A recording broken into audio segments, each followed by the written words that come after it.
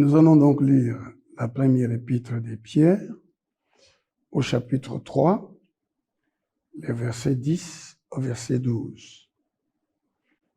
Si quelqu'un, en effet, veut aimer la vie et voir de jours heureux, qu'il préserve sa langue du mal et ses lèvres des paroles trompeuses, qu'il s'éloigne du mal et fasse le bien, qu'il recherche la paix et la poursuive. Car les yeux du Seigneur sont sur les justes et ses oreilles sont attentives à leurs prières. Mais la face du Seigneur est contre ceux qui font le mal. Quand Dieu crée l'homme, il lui présente le monde qu'il avait créé avant lui. Il dit à l'homme, domine, assujettis, multiplie-toi, réjouis-toi. Dieu ne nous a pas créés pour souffrir. Nous souffrirons chacun de la part de souffrance que Dieu lui a destinée. Jésus-Christ a souffert en vue de la gloire qui lui était réservée. Toi aussi, tu souffres. Tu traverses des moments difficiles. C'est en rapport avec le projet que tu es toi-même. Tu es le projet de Dieu. Il y a beaucoup de gens, parce qu'ils ne souffrent pas, matériellement du moins, ils ont des biens, ils ont une certaine situation sociale, ils ne se posent pas la question de savoir si la vie qu'ils vivent maintenant est celle pour laquelle ils ont été destinés. Ils ne se posent pas la question. Mais toi, qui as la grâce de Dieu de souffrir, qui as la grâce de Dieu d'avoir des difficultés dans ta vie, et je vous dis que c'est une grâce de souffrir. Le Seigneur d'ailleurs dit qu'il vous maltraitera si vous êtes zélés pour le bien. Même si vous souffriez pour la justice, vous seriez heureux. Donc, si quelqu'un souffre parce qu'il veut être juste, il veut être honnête, il veut être intègre, il devrait se réjouir. Il devrait être heureux. Il ne devrait pas regretter. Parce que cette souffrance-là, c'est un travail que Dieu fait dans votre vie pour votre élévation. Dieu veut vous élever, pas comme il a élevé Saoul, mais comme il a élevé David. Saoul a été élevé et il est tombé tout de suite après. Il n'a pas attendu le temps lui fixé par celui que Dieu avait envoyé pour le oindre, Samuel. Il n'a pas voulu attendre et Samuel, quand il est arrivé, il lui a dit, c'est fini, tu ne pourras pas régner. Tu vas perdre parce que Dieu s'est choisi quelqu'un d'autre. Et quand il a été envoyé pour vouer les Amalécites à l'interdit, il a épargné des brebis, il a épargné le roi Amalécite. Samuel lui a dit, c'est fini pour toi, tu n'as pas obéi au Seigneur. Et quand Samuel a voulu partir, il a voulu forcer les choses. Il a pris Samuel dans les habits. Les habits se sont déchirés. Samuel lui a dit, ton royaume est déchiré. Dieu l'a donné à quelqu'un d'autre. Saoul ne s'est pas préparé à marcher avec Dieu. Il a cru que devenu roi, en oubliant comment il est devenu roi, en oubliant que pour que Dieu le fasse roi, il l'a chargé à travers son propre père de faire une course, rechercher les brebis qui étaient égarées, mais sur ce chemin de l'obéissance à son père, il a rencontré celui que Dieu avait préparé pour l'élever. Sur le chemin de l'obéissance, nous rencontrerons des hommes que Dieu nous enverra pour nous ouvrir les portes là où Dieu a besoin des hommes. Pour nous donner là où Dieu veut que les hommes nous donnent. Dieu touchera les hommes. Il leur parlera par son esprit. Et les hommes seront convaincus de nous donner ce dont nous avons besoin pour accomplir notre mission. Même Jésus lui-même, le Fils de Dieu devenu homme, il a eu besoin que des hommes viennent à ses côtés, Élie et Moïse. Élie avait été enlevé, Moïse était supposé mort, mais personne ne l'a enterré, Dieu lui-même l'a enterré. Et Moïse et Élie sont apparus à Jésus-Christ. Pendant qu'il priait, il fut transfiguré, et Moïse et Élie sont apparus à ses côtés, parlant avec lui du voyage qu'il allait accomplir à Jérusalem. À Jérusalem, Jésus allait être arrêté, il allait souffrir entre les mains des sacrificateurs, des scribes, être crucifié à la croix, mourir à la croix et ressusciter des morts le troisième jour, triompher des puissances des ténèbres, les dépouiller, les mettre publiquement en spectacle et retourner au ciel pour être couronné roi des rois, seigneur des seigneurs. Et quand il est rentré au ciel, on a dit à Jean qui avait été enlevé, on lui a dit, ne pleure pas. Voici le lion de la tribu de Juda. Voici le rejeton de David. Il a vaincu pour ouvrir le sceau. Il a vaincu. Et il a le pouvoir de regarder les livres et de l'ouvrir. Toi aussi, il y aura un temps où Dieu dira, maintenant, tu as accompli la marche que Dieu avait prévue pour toi. Tu vas jouir. La Bible dit, les êtres vivants disaient à Jésus-Christ de Nazareth, tu as racheté par ton sang pour ton Dieu des hommes de toutes tribus, de toutes langues, de tout peuple. Et ils ont dit qu'à lui, la richesse, la puissance, la gloire, toi aussi, il sera dit à un moment donné que la gloire est à toi. Le Seigneur décide de te donner la gloire. Dieu dit à Moïse, je te ferai voir ma gloire parce que tu as trouvé grâce à mes yeux. Toi aussi, tu trouveras grâce aux yeux du Seigneur. Au temps qu'il a fixé, il te fera voir sa gloire. Il te consolera. Ceux qui se moquent de toi aujourd'hui verront que Dieu, en vérité, t'aimait et te préparait à trouver à travers les souffrances que tu as endurées. Donc, ne regrette pas de souffrir. Ne va pas pleurer chez des humains. Ne va pas compter sur les hommes. Le compte sur le Seigneur. Lui-même, le Seigneur, au temps qu'il a fixé, il va toucher les hommes qu'il a préparés pour ton élévation. Lui-même, il va parler aux hommes qu'il a préparés pour te donner ce dont tu as besoin. C'est l'Éternel, ton berger. C'est l'Éternel, ta vie. C'est l'Éternel, Dieu, l'objectif de ta vie, qui doit être l'objectif de ta vie. Cherche à lui être agréable. Cherche à lui plaire. Lui, il a tout préparé. Dès la fondation du monde, il t'a choisi et il t'a établi en Jésus-Christ de Nazareth pour être son serviteur pour l'éternité, non seulement dans les siècles présents, mais aussi dans les siècles à venir. C'est pour ça que le monde ne va pas t'aider, le monde va t'humilier, le monde va te mépriser, le monde va te haïr. Même quand tu fais le bien, les gens ne vont pas voir le bien, les gens vont voir le mal, les gens vont vouloir te rabaisser. Mais le Seigneur Dieu, dans ces actes par lesquels on te rabaisse, ces actes par lesquels on te fait souffrir, le Seigneur Dieu est en train de te préparer pour prendre possession de ton héritage, pour prendre possession de la gloire qui t'est réservée. Donc Dieu ne nous a pas créés pour souffrir. Jésus-Christ n'est pas resté éternellement à la croix. Il est resté à la croix pendant un temps et après, on l'a mis dans la tombe. La Bible dit qu'il n'était pas possible que son corps vit la corruption. Il est ressuscité, il est sorti vivant du tombeau. Toi aussi, il y a un temps où tu ressusciteras.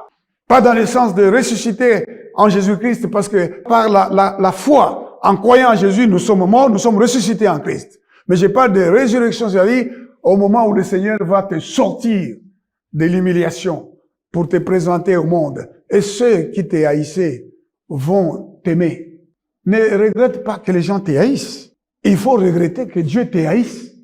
Parce que si Dieu te hait, qui t'aimera? Si Dieu te déteste, qui va te soutenir? Ce que tu dois faire tous les jours de ta vie, c'est te demander si Dieu qui est au ciel te trouve agréable. Jésus a dit, mon Père qui m'a envoyé ne m'a jamais laissé seul, parce que j'ai fait toujours ce qui lui est agréable. Toi aussi, réfléchis à ta vie. Le Seigneur nous a destinés à jouir de la vie. Il a dit à Pierre, personne ne va quitter son père, sa mère, ses frères et sœurs, sa maison, sans recevoir au centuple dans ces siècles-ci, avec des persécutions et dans la vie à venir. Nous allons souffrir, mais cette souffrance, c'est pour notre élévation. Ne regrette pas si tu es en Christ et que tu souffres. Ne regrette pas si tu es en Christ et que tu dors par terre ou tu n'as pas où dormir. Ne regrette pas si tu es en Christ, tu manques de l'argent, tu manques de la nourriture. Ne t'inquiète pas. Ce dont tu dois t'inquiéter, te préoccuper, c'est est-ce que le Seigneur me trouve agréable? Là, sur son trône, quand il regarde sur la terre pour soutenir les hommes dont le cœur est tout entier à lui, est-ce que je suis cet homme-là dont le cœur est tout entier à Dieu? Jésus a dit, celui qui m'aime, il a mes commandements et il les garde. Mon Père l'aimera, moi aussi je l'aimerai. Nous viendrons à lui et nous ferons notre demeure chez lui. C'est le Seigneur qui dit cela. Alléluia. Amen. Donc, peu importe le temps que Dieu prend avec toi, peu importe le long chemin que Dieu emprunte pour toi, peu importe les détours par lesquels Dieu te fait passer, ce qui est certain, il te conduira à bon port. Tu arriveras, tu atteindras le statut d'homme fait, la statue parfaite de Christ en toi. Tu y arriveras. C'est pour ça que Dieu a établi les uns comme apôtres, les autres comme prophètes, les autres comme évangélistes, les autres comme pasteurs, docteurs et pasteurs. C'est pour le perfectionnement des saints, pour que tu te perfectionnes, que tu ne te lèves pas comme Saoul, avec le défaut de l'orgueil, de la désobéissance, tu vas tomber. Et Saoul est tombé, on lui a coupé la tête. Mais David, que Dieu a choisi, alors qu'il était aussi sur le chemin de l'obéissance, c'est sur le chemin de l'obéissance que Dieu nous prépare. Sur le chemin de son obéissance, David était petit. Il avait peu de brebis. Il n'avait pas beaucoup de gens. Il n'avait pas beaucoup de brebis qu'il gardait pour le Seigneur. Et son frère, l'orgueilleux, son frère, le méprisait. Le jour que David va aller sur le champ de bataille, c'est son propre grand frère qui savait bien que Dieu avait oint David, qui va s'attaquer à lui. L'homme aura pour ennemi les gens de sa propre famille. Les gens de ton entourage ne croient pas en toi. Les gens qui ont grandi avec toi ne croient pas en toi. Même les gens de ta tribu ne vont pas croire en toi. Mais d'autres gens vont croire en toi. Et les gens de ta tribu finiront par croire en toi parce que Dieu va les forcer à croire en toi. Fais confiance au Seigneur. Sois calme. Et David gardait les peu de brebis de son père. Et son frère va lui dire, qu'est-ce que tu viens faire ici? Tu es orgueilleux, toi. Je connais ton orgueil. À qui as-tu laissé le peu de brebis? Il y avait un temps pour David de garder le peu de brebis, mais dans ce travail-là, il était fidèle. Il croyait en la parole de Dieu. C'est pour ça qu'il a dit à Goliath, toi tu viens contre moi avec l'épée et les javelots, mais moi je viens contre toi au nom de l'armée de l'Éternel que tu as insulté. Et Saoul lui a dit, mais tu es un enfant. Il lui a dit, Seigneur, ton serviteur gardait les brebis. Quand l'ours venait attaquer les brebis, quand le lion venait attaquer les brebis, ton serviteur courait et arrachait la brebis. L'Éternel qui m'a délivré de la patte de l'ours et de la griffe du lion me délivrera de cet incirconcis qui a insulté la main de l'Éternel.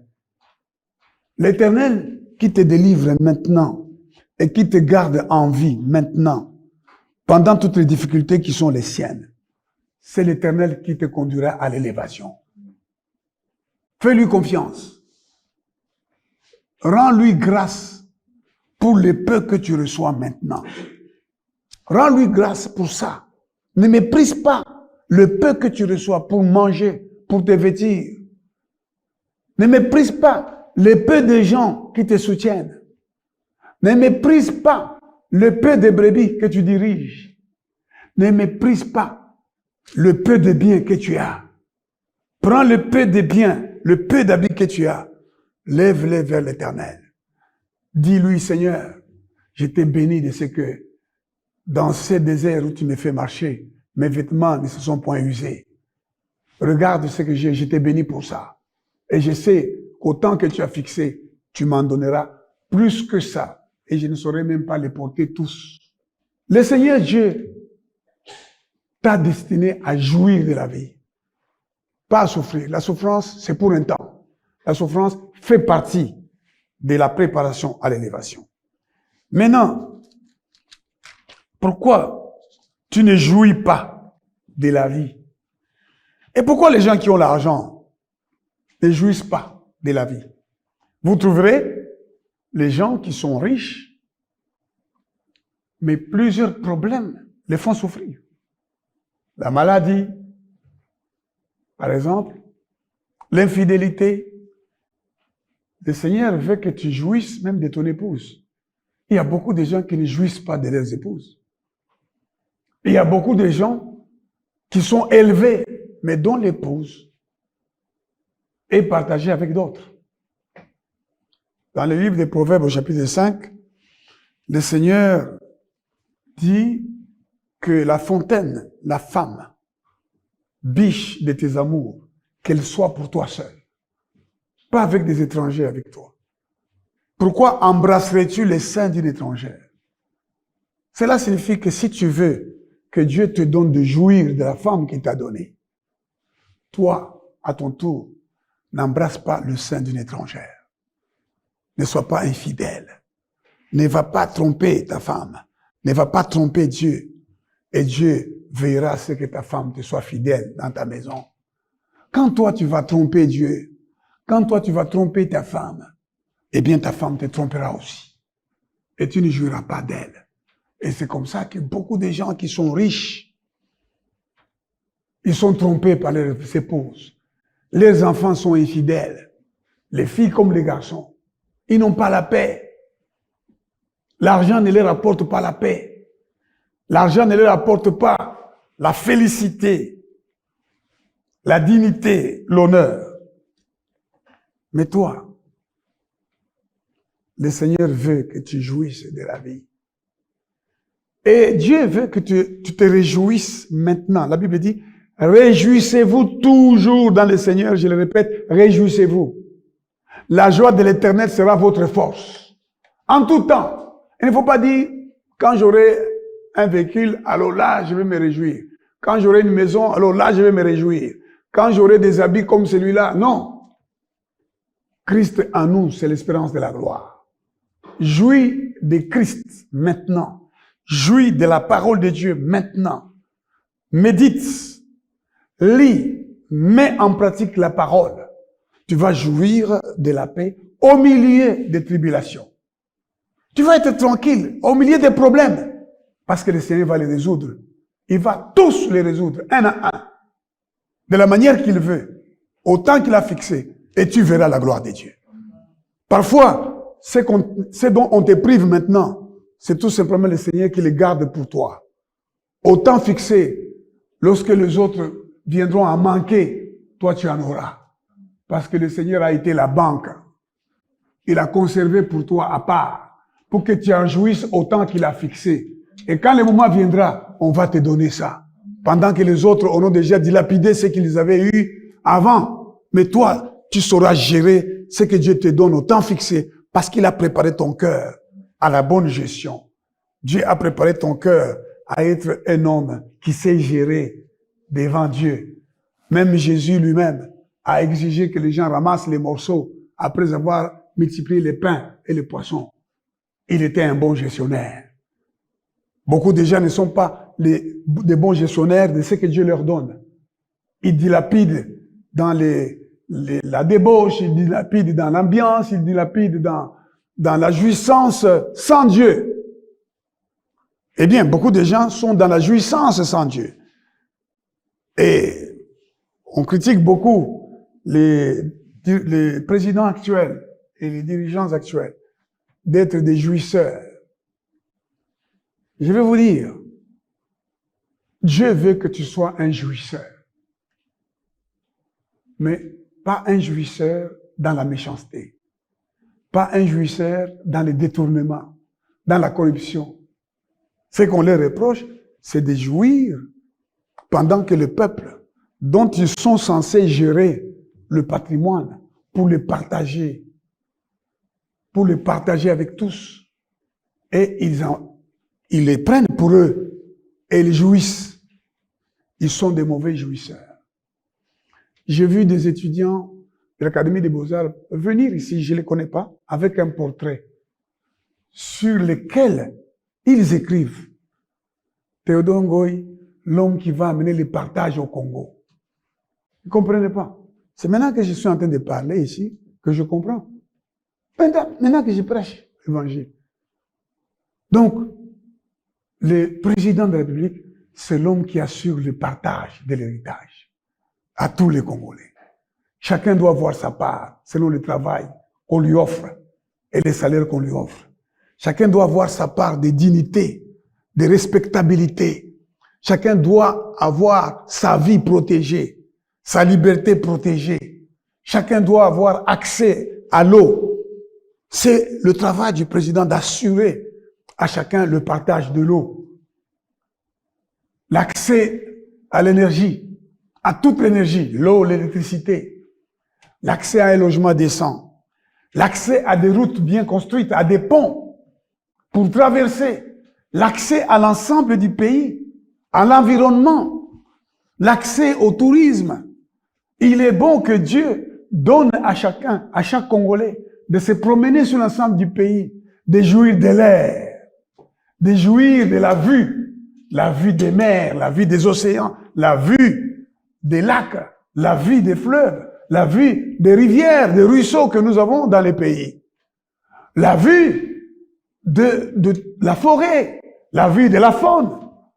Dieu veut que ceux qui dirigent le pays soient capables de nous aider à partager. Alléluia. C'est pour ça qu'on les critique. Ils jouissent pour eux seuls, avec le bien qui appartient à tous les Congolais. Ils le confisquent pour quelques personnes. Pour eux, alors ils sont des mauvais jouisseurs. Nous sommes appelés à être des bons jouisseurs. Quelle est la condition pour que tu jouisses de la vie? Si quelqu'un, en effet, veut aimer la vie, Dieu ne veut pas que tu détestes la vie. Alléluia. Amen. Dieu veut que tu aimes la vie. Dieu veut que tu jouisses de la vie. Dieu veut que tu vives le plus longtemps possible sur cette terre. Dieu veut qu'à 80 ans, tu marches tout droit. Dieu veut qu'à 100 ans, tu marches tout droit. Dieu veut qu'à 120 ans, tu marches tout droit, tu parles et tu vois. Et Dieu veut que tu aimes la vie. La Bible dit, si quelqu'un, en effet, veut aimer la vie et voir des jours heureux, écoute, ce n'est pas un péché pour toi de désirer vivre le plus longtemps possible. C'est le désir de demander à Dieu d'accomplir la promesse qu'il a faite aux hommes. Vous mourrez rassasiés des jours, après une heureuse vieillesse. Mon frère, mais attendez, Dieu nous a donné cette promesse que nous jouirons éternellement de la vie. Quand vous lisez le livre de l'Apocalypse qui nous parle du fleuve, de l'eau qui coule, qui nous parle de la paix, de la ville de paix, de Jésus-Christ la paix. Quand vous lisez cela, des feuilles qui vont servir de guérison, de Jésus qui va servir du soleil, il n'y aura plus de nuit, n'est-ce pas? C'est la jouissance éternelle dont nous parle le Seigneur. Mais le Seigneur ne nous parle pas seulement de cette jouissance éternelle, où nous vivrons avec Dieu dans la Nouvelle Jérusalem. Mais le Seigneur nous parle aussi de la jouissance dans la vie présente. Il faut dire à Dieu, ne prends pas ma vie avant mon temps. Mon temps, tu as dit toi-même, mon esprit ne restera pas plus de 120 ans dans l'homme. Donc le temps que tu m'as accordé en attendant d'aller jouir de la vie éternelle, le temps sur cette terre ici, qui va être détruite, le temps c'est 120 ans. Il ne faut pas commencer à dire non, maintenant j'ai 80 ans, et tu as le mouké na koufa. etikali moke okufa te, etikali encore mikolo ebele ya yo kosakana na nzambe na yo na présence ya nzambe. Dieu veut que osakana wana se jouir na kolia malamu na kolata malamu na mopepe ya bien na moi ya bien na mbula ya malamu. Nzambe alingi jouir na biloko nyonso wana sur la terre ici. Et il te demande d'aimer la vie. Il te demande de désirer de jours heureux. Dieu dit, si quelqu'un veut aimer la vie, oh Dieu, donne-nous d'aimer la vie. Et le Seigneur dit simplement ceci. C'est très bien d'aimer la vie, mais cette vie-là, vous n'en jouirez que si vous vous éloignez du mal. Olingi ozwa, osakana, awanase, osepela, ozwa bomengo, kima mabe. Kima mabe. Tous les jours de ta vie, kima mabe. Kima jouissance nandenge ya mabe. Il y en a qui jouissent de la vie en trompant leurs femmes, en trompant leurs maris, en trompant leurs amis. Il y en a qui veulent jouir de la vie en volant.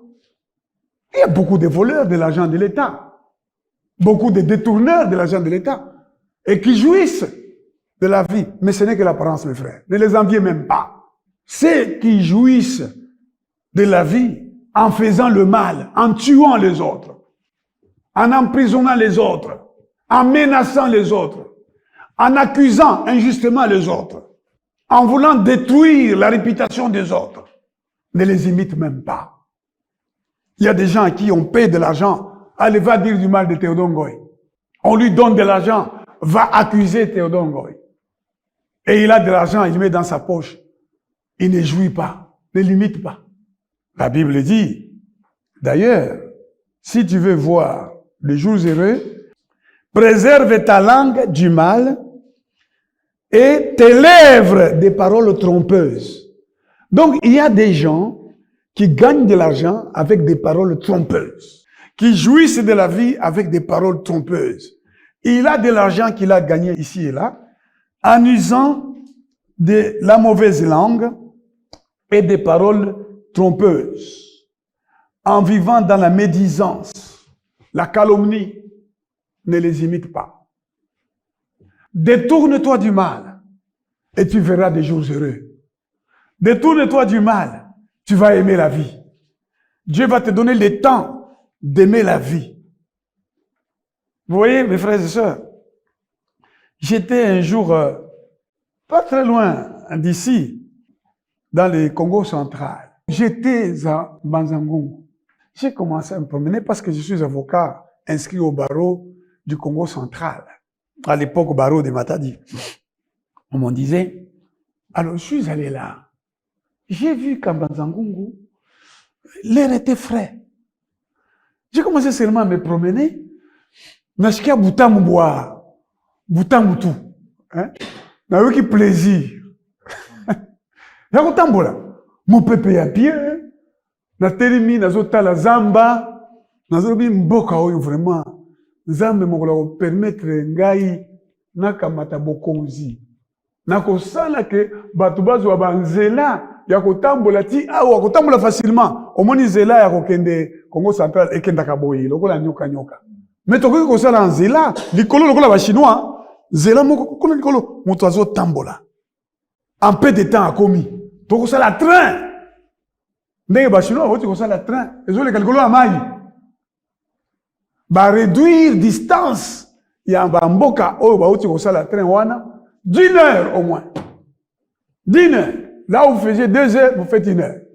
Nazaki na Kamina, na kende kopesa cours na l'université à Kamina. Et là, j'ai vu que tout était naturel. La viande qu'on mangeait, elle est naturelle. Les poissons est naturel. L'air est frais. Je me promenais là. Et quand je suis revenu, les gens m'ont dit, oh, du poteau. Est-ce que vous voyez que Awanamboka Nabiso, poteau, il y a naturel les alliés. Nous avons les bords de fleuves, les bords, l'océan ici, à Mwanda. Nous avons tous les endroits paradisiaques dans les pays. Alors, mes frères, Dieu veut que tu aimes la vie. Et Quand je me promenais en Banzangungu, la vie est belle. Oui, la vie est belle en Jésus-Christ de Nazareth. Pas en dehors de Jésus-Christ. Et quand je disais ça, j'étais locataire, qui était dans les difficultés, mais je savais que Christ en moi, c'est l'espérance de la gloire. Jouis de la vie maintenant, dans la situation que tu as. Avec le peu que tu as, jouis de la vie. Réjouis-toi d'être enfant de Dieu, d'être enfant dont le nom est écrit dans le livre des vies. Et pour que tu te réjouisses, le Seigneur dit, il faut que tu préserves ta langue du mal, tes lèvres des paroles trompeuses, que tu t'éloignes du mal et que tu fasses le bien, que tu recherches la paix. La paix s'appelle Jésus de Nazareth. Et que tu la poursuives. Car les yeux du Seigneur sont sur toi. Et ses oreilles sont attentives à la prière. Mais la face du Seigneur est contre ceux qui font le mal. Ceux qui font le mal, ne les enviez pas. Ceux qui, ayant pris le pouvoir dans ces pays ici, ont fait le contraire de tout ce qu'ils ont dit. Ne les enviez pas, parce que la face du Seigneur est contre eux. N'enviez pas ces gens-là qui deviennent des pasteurs avec beaucoup de gens, mais en faisant des fétiches, en consultant des féticheurs. N'enviez pas ces hommes qui deviennent ministres, PDG, sur base de combines, parfois d'engagement dans le monde des ténèbres, dans le monde occulte. Ne les enviez pas du tout. Ne cherchez pas à les voir. Ne cherchez pas à en faire vos amis. Ce sont des ennemis de tout ce qui est juste. Ils sont ennemis de Dieu et donc ennemis de tous ceux qui cherchent Dieu. Ils vont vous combattre. Ils vont vous mettre dans leur gouvernement. Ils vont vous mettre dans leur association. Mais ils vont attendre que vous vous engagiez comme eux à servir le diable. Et quand ils verront que vous ne vous engagez pas, ils vont vous chasser. Ils vont vous écarter. Quand ils vont voir que vous ne voulez pas aussi commettre les choses horribles qu'ils commettent, l'impudicité, l'homosexualité, l'infidélité à leurs épouses, la débauche, l'adultère, ils vont vous chasser. Le Seigneur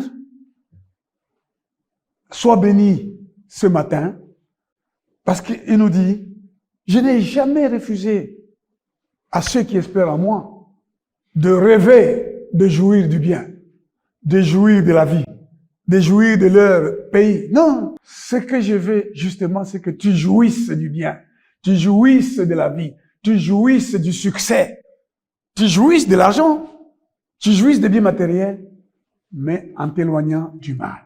Comment s'éloigne-t-on du mal?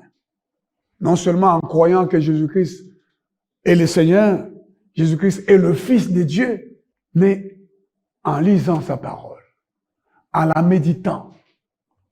Faites ces deux choses, mes frères. Tous les jours, lisez et méditez la parole de Dieu. Tous les jours, priez que le Seigneur accomplisse ce que vous avez lu. C'est ça, prier. Et le Seigneur dit que ses yeux seront sur toi. Tu seras devenu un homme juste. Et ses yeux seront sur toi. Et ses oreilles seront attentives à ta prière. Il va changer ton sort. La Bible nous dit que vers le milieu de la nuit, Paul et Silas priaient et chantaient les louanges de Dieu. Les murs de la prison se sont ébranlés. Les chaînes des prisonniers sont tombées. Tu vas ébranler les murs de la prison dans lesquels le diable t'a enfermé, toi et ta famille. Tu vas faire tomber les chaînes des ténèbres. Tu vas libérer ta famille et toi-même. Tu vas leur enseigner ta parole. Toi-même, tu vas t'enseigner la parole. Tu vas te mettre à lire, à méditer la parole et à prier. Satan va tomber. Le Seigneur va voir que tu as grandi. Il va te donner la possession de ton héritage. Tu vas jouir du bien. Tu vas jouir de la vie en faisant ce qui est juste, en faisant ce qui est bien. Que Dieu bénisse sa parole.